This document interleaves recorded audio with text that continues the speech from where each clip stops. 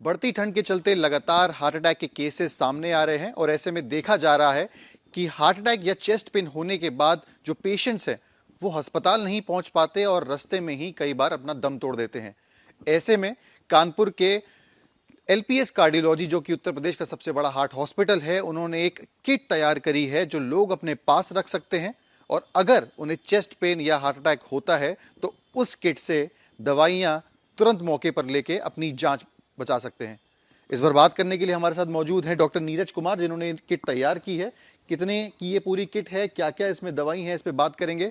Sir, ये जो kit मैं देख रहा हूँ आपके सामने पड़ी हुई है, मैं आपको दिखा भी दूं कैमरा पे, ये राम किट नाम से जो है वो ये पूरी तैयार की गई है। इसमें इकोस्प्रिन और रोस्ट्रेटिन जैसी कई दवाइयां हैं जो रखी गई हैं। सर, कितना प्राइस है इसका, कितने रुपए में तैयार हो जाती है और क्या उद्देश्य था इसको तैयार करना? ये इस एक किट की कीमत 5.5, 6, 7 रुपये। इससे ज़्यादा इस एक डोज की कीमत नहीं, इस एक डोज की कीमत नहीं है। इसमें दवाइयाँ बहुत सस्ती हैं। 35 पैसे की इकोस्प्रिन की 2 गोलियाँ हैं, 80 पैसे का सॉर्बिट्रेट है और 3.5, 4 रुपये का रोवास्टेटिन का एक टैबलेट है। ये एक खुराक होती है, इसको लोडिंग डोज के नाम से जाना जाता है मेडिकल लैंग्वेज में। कोई भी पेशेंट जब चेस्ट पेन लेके किसी भी इमरजेंसी में जाता है तो सबसे पहले उसको यही 3 दवाई दी जाती हैं, उसके बाद उसकी जांचें या आगे इलाज को बढ़ाया जाता है। तो इसी को बना के हम लोगों ने ये किट तैयार की है। इन जो यहाँ पे इस किट में दवाइयाँ मौजूद हैं, क्या यही दवाइयाँ आप लोग पेशेंट्स जब यहाँ पे हॉस्पिटल आते हैं हार्ट अटैक के, वहाँ पे भी देते हैं? एग्जैक्टली ये वही सेम दवाइयाँ हैं और ये कुछ नया नहीं है। ये जब से कार्डियोलॉजी का ट्रीटमेंट, एमआई का ट्रीटमेंट स्टार्ट हुआ है, ये तब से ये दवाई प्रचलन में है। बस ये है कि आजकल जिस तरह की समस्याएं बढ़ती जा रही हैं, अचानक से रोज़ कुछ ना कुछ सुनने में आता है कि वो वहाँ पे कुछ स्पीच कर रहे थे तो एक्सपायर हो गए हैं, कोई डांस कर रहा था तो एक्सपायर हो गया, एक नमाज़ पढ़ते हुए एक्सपायर हो गया, ट्रेन में एक्सपायरी हो गई है।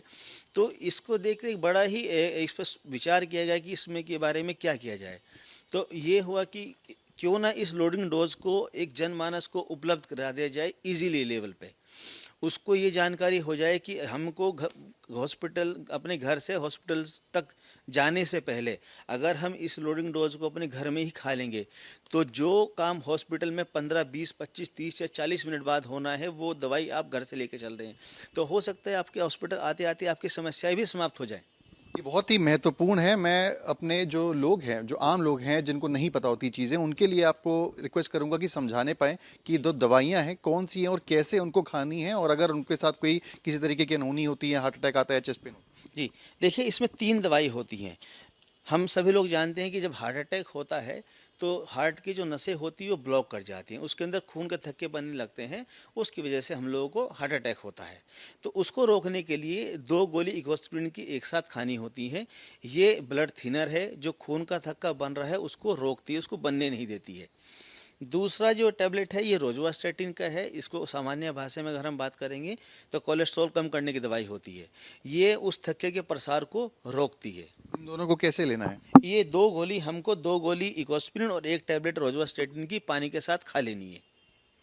तीसरी जो दवाई है वो सॉर्बिट्रेट या आइसोडिल होती है।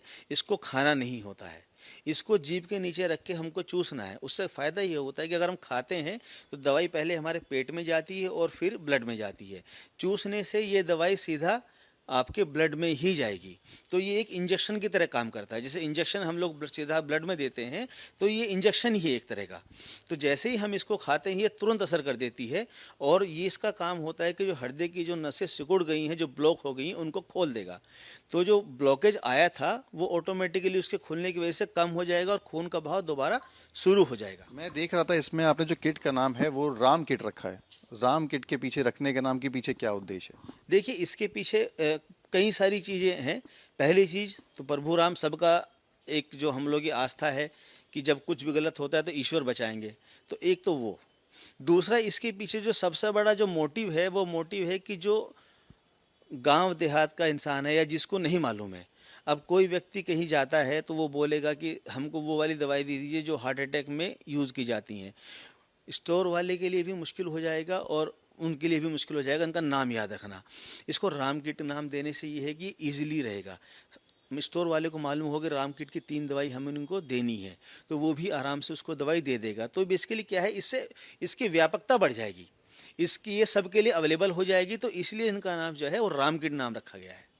तो राम किट कहीं ना कहीं रामबाण साबित होगी उन लोगों के लिए जिन्हें चेस्ट पेन या हार्ट अटैक आते हैं।